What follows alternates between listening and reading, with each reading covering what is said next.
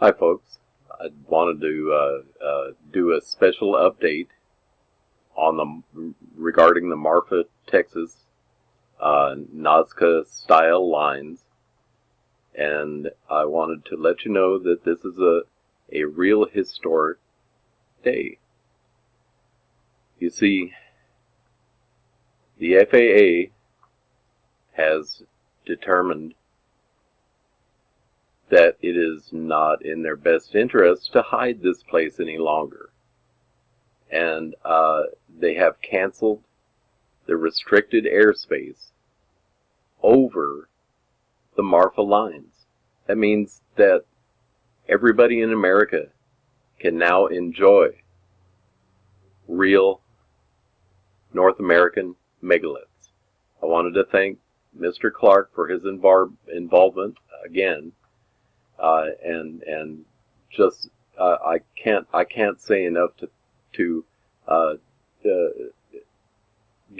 get everybody to read his books. He's an incredible researcher and writer, an electrical engineer, a helicopter pilot. This man is well worth every dime you put out. I wanted to start here in Egypt because I'm going to show you something that I haven't shown you before in Marfa, Texas. Although I've shown you this area, this is where the seal and what I regard as a Sphinx sit, and these are actually a north-south relation. This is very unusual. Let me take you back here. Notice the lines. All right? You see the intricate lines? I wonder if they actually mean the same thing. Now, the story that Mr. Clark gives about the Sphinx is that it was constructed 36,000 years ago by a prince of a god named Enchida, or Thoth, or Quetzalcoatl, as he is known in the Americas. And I have to think, with this elongated head structure here, and the wings here, I have to wonder if this isn't his father, if this isn't the father of Thoth, Enki, with his winged disc.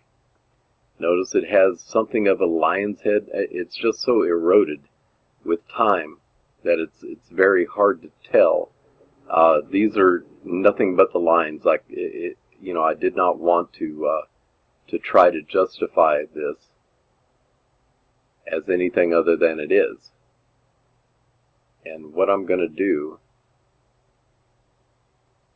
is to remove these and show you something that proves that these lines are all electrical. Notice the water well and the electrical connections. But when you zoom into this area, you realize that something is uncovered.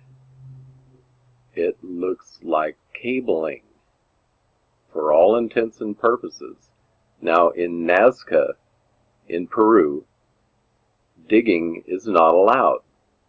And soon, I'm sure, that digging won't be allowed here in Marfa, Texas either. But samples can be taken directly. I have to wonder what this cabling is made of. Notice that they have a ridge structure. This is the same as any of the caricatures, the geoglyphs in Nazca, like the monkey or the hummingbird.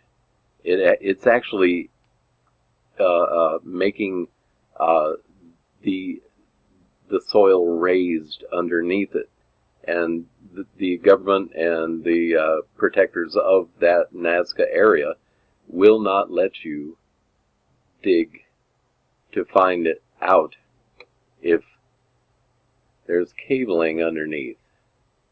I would suspect so, because I regard this area in Marfa, Texas, as the same people who did Nazca. You'll see that this is terra lingua here, by the way. For some reason this looks like tract housing, but it's actually etched very, very deeply into the soil. So deeply, I just can't imagine that we did this. And you can tell that this is part of the Marfa line simply by the arrows and the notched lines that exist here.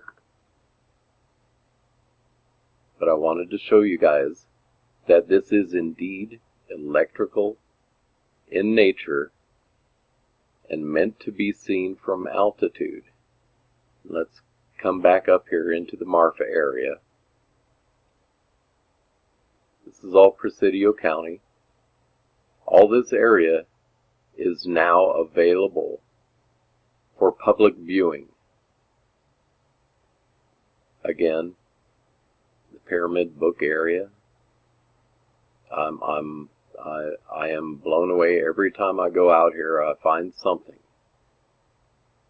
and now I am so grateful to Mr. Gerald Clark for his assistance in allowing the rest of the public in the world to actually view this as it's intended to view, from the air. And this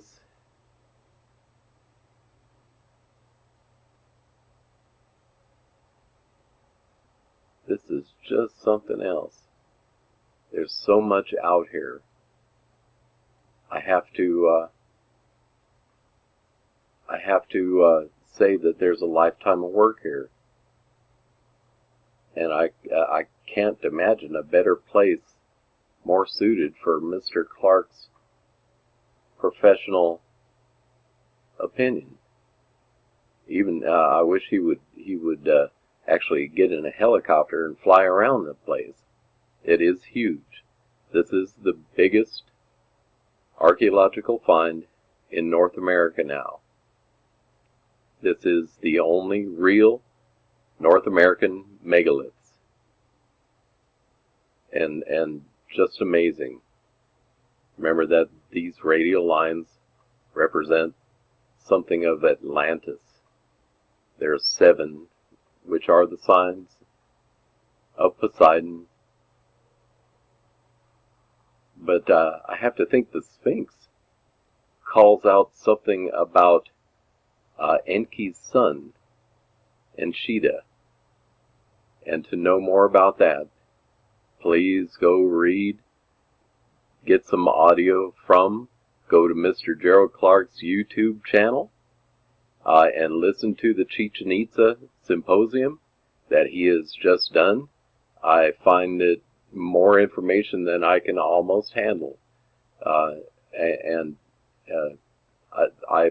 going to try to make his next symposium, because obviously I missed his last one, doing Marfa lines. Thank you, Mr. Gerald Clark.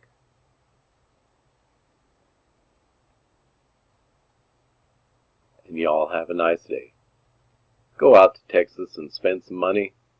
The people in Marfa need to have some compensation to keep this area environmentally the same as it was 1,000 years ago or so when they put these lines down. Thank you very much. You all have a nice day.